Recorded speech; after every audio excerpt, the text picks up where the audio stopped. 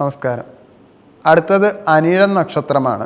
അനിഴം നക്ഷത്രക്കാർക്ക് പൊതുവെ കുറച്ച് അസുര സ്വഭാവമുള്ള നക്ഷത്രമാണ്. ഈ വർഷം എന്തായാലും ഇവർക്ക് നല്ലൊരു വർഷമാണ്. ഇവരെന്തായാലും ഒരു അവസാനം കണ്ടിട്ട് ഇവരതിന് മടങ്ങുകയുള്ളൂ. അതുകൊണ്ട് അതിൽ കഠിന പ്രയത്നം ഇവരെന്തായാലും പ്രയത്നിക്കും. അതുകൊണ്ട് എന്തായാലും അതിൽ റിസൾട്ട് ഉണ്ടാവും. നിങ്ങൾക്ക് പ്രശ്നം എന്താ വെച്ചാൽ നിങ്ങളുടെ അമ്മയ്ക്ക് പല ആരോഗ്യ പ്രശ്നങ്ങൾ എന്തായാലും ഉണ്ടാവാൻ സാധ്യത കൂടുതലാണ്. അതുകൊണ്ട് അതിലൊരു മനക്ലേശം എന്തായാലും നിങ്ങൾക്കുണ്ടാവും. സാമ്പത്തികമായിട്ടുള്ള പ്രശ്നം ഉണ്ടാവും. അപ്പോൾ നിങ്ങൾ കൂടുതലും പിടിവാശി പിടിക്കുന്നത് കൊണ്ട് നിങ്ങൾ കൂടുതൽ ശത്രുക്കൾ ഉണ്ടാക്കാൻ സാധ്യത വളരെ കൂടുതലാണ്. അതുകൊണ്ട് ആ ശത്രുക്കൾ വെറുതെ മിണ്ടാതെ അവരുടെ വഴിക്ക് പോവത്തുമില്ല. അവരെന്തായാലും നിങ്ങൾക്ക് ഒരു പ്രശ്നമായിട്ട് തന്നെ വരും. അപ്പോൾ നിങ്ങളുടെ കടുംപിടുത്തം നിങ്ങളെ പല പ്രശ്നങ്ങളിലേക്ക് നിങ്ങളെ ഈ വർഷം എന്തായാലും കൊണ്ടെത്തിക്കും. അതുകൊണ്ട് നിങ്ങൾ അത്യാവശ്യം ക്ഷമയോടെയും മറ്റുള്ളവരെ പ്രഷർ കൊടുക്കാണ്ട് നിങ്ങൾ വർക്കിംഗ് സ്ഥലത്തായാലും ജോലി സ്ഥലത്തായാലും നിങ്ങളൊന്ന് അടങ്ങിയിരിക്കുന്നത് നന്നായിരിക്കും. അതുപോലെ തന്നെ സമ്പത്ത് എന്തായാലും ഇങ്ങനെ വന്നുകൊണ്ടേയിരിക്കും. പക്ഷേ സാമ്പത്തിക കാര്യത്തിൽ നിങ്ങൾ ഇതുവരെ ഇല്ലാത്ത പുതിയ സാധനങ്ങളൊക്കെ വാങ്ങിക്കൂട്ടുകയും കുറച്ച് ഗ്യാംബ്ലിങ്ങിലേക്ക് പോകാൻ സാധ്യത വളരെ കൂടുതലാണ്. അതുകൊണ്ട് അതിലൊരു അച്ചടക്കം എന്തായാലും നിങ്ങൾക്ക് ഈ വർഷം വേണ്ടി വരും. ഇല്ലെങ്കിൽ സമ്പത്ത് പോകുന്ന വഴി നിങ്ങൾക്ക് അറിയില്ല. അനിഴംകാർ ലോജിക്കോടെ ചിന്തിക്കണതുകൊണ്ട് ബിസിനസ്സിൽ ഈ വർഷം നിങ്ങൾക്ക് നല്ല ലാഭം ഉണ്ടാവും. അതുകൊണ്ട് കൂട്ടുകച്ചവടം പാർട്ട്ണർഷിപ്പ് ബിസിനസ്സൊക്കെ നിങ്ങൾ ചെയ്യുന്നത് നന്നായിരിക്കും. അത് സാമ്പത്തിക നേട്ടം എന്തായാലും നിങ്ങൾക്ക് ഈ വർഷം ഉണ്ടാവുകയുള്ളൂ. അതുപോലെ നിങ്ങൾ പഠിക്കുകയാണെങ്കിൽ നിങ്ങൾക്ക് ഓട്ടോമാറ്റിക്കലി തന്നെ പറഞ്ഞു തരുന്ന കാര്യങ്ങളും പഠിക്കാനുള്ള വാസന കൂടും. അത് മനസ്സിലാക്കാൻ എളുപ്പം കഴിയും നിങ്ങൾക്ക്. അതുകൊണ്ട് തന്നെ പഠന മികവ് നിങ്ങൾക്ക് എന്തായാലും ഉണ്ടാവും. നിങ്ങളൊരു പ്രണയത്തിലാണെങ്കിൽ നിങ്ങളുടെ വിവാഹം എന്തായാലും ഈ വർഷത്തിനുള്ളിൽ നടക്കാൻ സാധ്യത വളരെ കൂടുതലാണ്.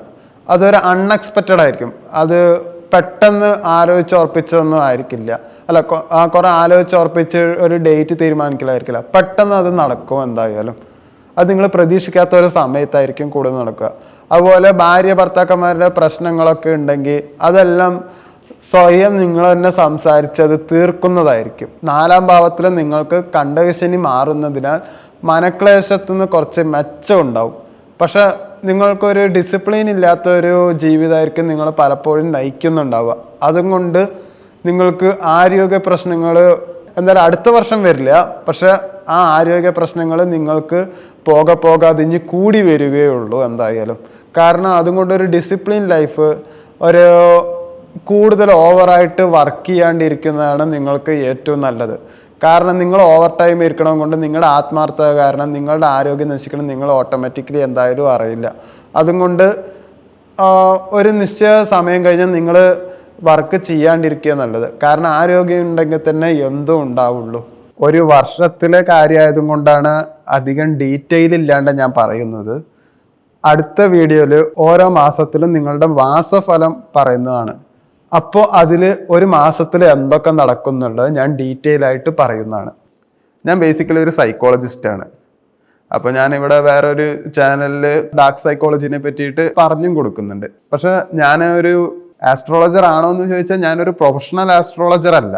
ഞാൻ കുറേ ആസ്ട്രോൻ്റെ പുസ്തകം വായിച്ചതും കേട്ടറിവും ഞാൻ എൻ്റെ പേഴ്സണൽ ആവശ്യത്തിനാണ് യൂസ് ചെയ്തത്. അതുപോലെ എൻ്റെ ഫാമിലി, ഫ്രണ്ട്സ് അങ്ങനെയുള്ളവർക്കൊക്കെ ഞാൻ പറഞ്ഞു കൊടുക്കുകയായിരുന്നു. അപ്പോൾ ഈ പറഞ്ഞു കൊടുത്ത കാര്യങ്ങൾ അവരപ്പോൾ വിശ്വസിച്ചില്ലെങ്കിലും പിന്നെ അവർ വന്നിട്ട് എൻ്റെ അടുത്ത് പറഞ്ഞു, നീ പറഞ്ഞ കാര്യം അത് ശരിയായി എന്നുള്ളത് അവർ പറഞ്ഞു. അപ്പോഴാണ് നീ ഇത് യൂട്യൂബിൽ വീഡിയോ ചെയ്തുകൂടെ എന്ന് അവർ റെക്കമെൻഡ് ചെയ്യാൻ തുടങ്ങി.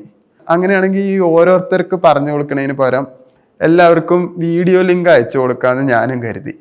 പിന്നെ കൂടുതൽ ഡീറ്റെയിലിംഗ് വേണ്ടവർ മാത്രം വിളിച്ചാൽ മതി എന്നുള്ളത് ഒരു തീരുമാനത്തിൽ ഞാൻ എത്താൻ തുടങ്ങി. അങ്ങനെയാണ് ഞാനിപ്പോൾ ഈ വീഡിയോ ചെയ്യാൻ തുടങ്ങുന്നത്.